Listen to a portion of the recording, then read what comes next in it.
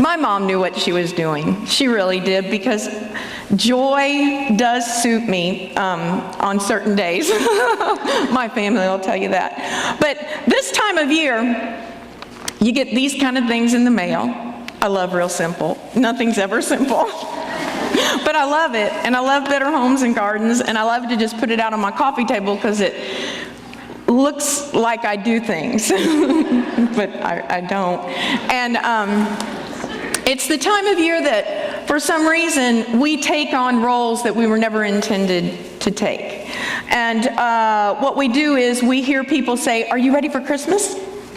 And we go, "Yeah, I don't know. I'm not sure. I think there's more to do. I don't know that I'm ready. I can't definitively say that I'm ready. So maybe I'm not ready." And then you run to your tin of Aunt Ethel's peanut butter cookies that she sends Earle every year, and you eat your feelings worried about the fact that you may not be ready for Christmas. And then you have great anxiety over the list.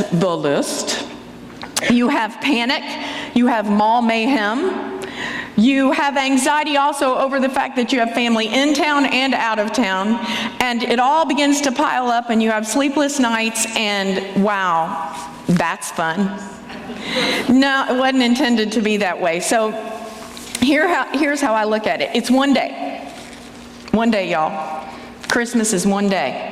And we take about 3 months to plan for it and get ready. And about a month ahead of time, we're telling our husbands to get down there in the basement or go to the attic and get that tree up. And if you're like me, it takes about a month for him to get the tree up.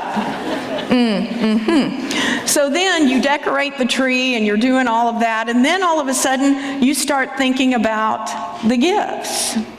Now, I don't know about you, but it is gifts. It isn't gifts. I grew up in a family that it was gifts. See, my mom was an only child, so my mama and papa would pull in. Oh, we lived in Kentucky, so we have mamas and papas. And so mama and papa would pull in that Cadillac, and they'd open up that trunk, and it had the mother load of gifts in it.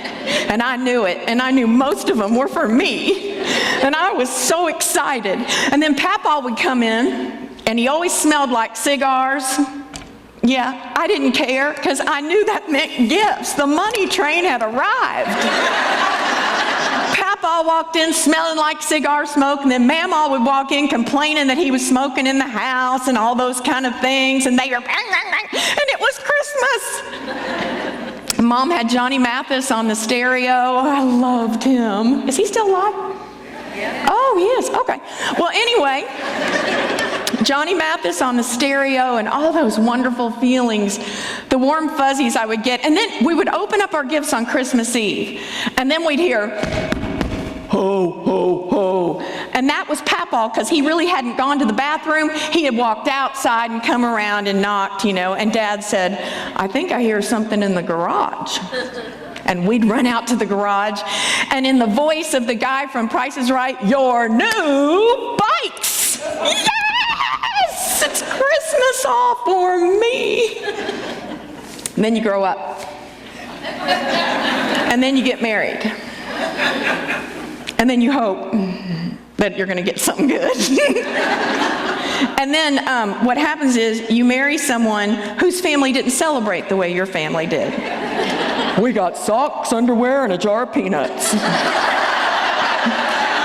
Who does that to a kid? I'll tell you who. My in-laws. They're all from Wisconsin.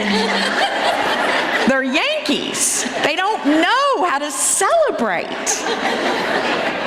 Cheap.